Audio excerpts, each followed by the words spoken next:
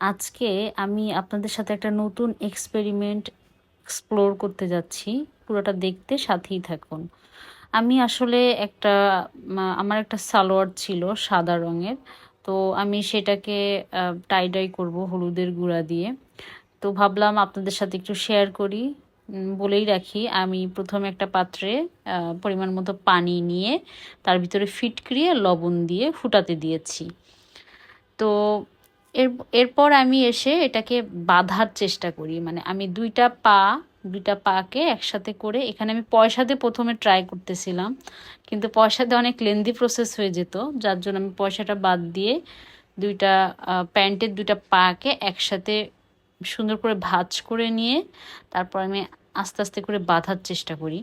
এবং দুইটা আমি একসাথেই বাঁধি, যাতে আমার দুই পাশে দুইটা পায়ে একই রকম ডিজাইন আসে, যার জন্য।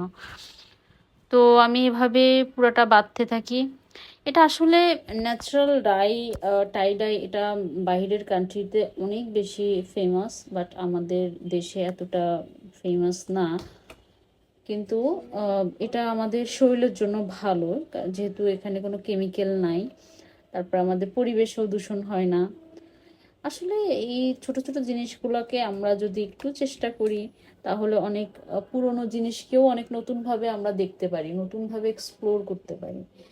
তো সেই ভাবনা থেকেই আসলে চেষ্টা।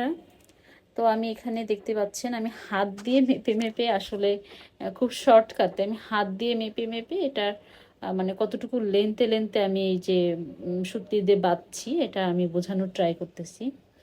তো এভাবে আমি বাঁধতেছি।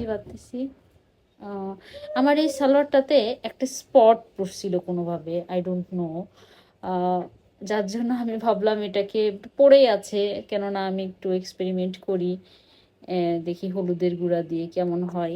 ফার্স্টে আমি এটাকে হচ্ছে আহ, মানে ওই যে লটকন খায় না, লটকনের বিচি দিয়ে আমি আসলে এটাকে টাইডাই করতে চেয়েছিলাম, কিন্তু ওইটা আমার কাছে অ্যাভেলেবল না থাকার কারণে আমি হলুদের গুঁড়া দিয়ে আহ, এই টাইডাইটা করার সিদ্ধান্ত নিই।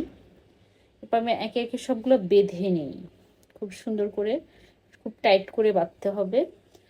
কেউ যদি এটা ছোট ছোট চুনরি প্রিন্ট চান, তাহলে ছোট ছোট করে বাঁধতে পারেন। আমি একটু বড় দিয়েছি, আমার কাছে একটু বড়টা মনে হয়েছে, সালোয়ার যেহেতু এটা একটু বড় দিলে ভালো হবে। তো আমি এভাবে সবগুলো বাঁধা শেষ।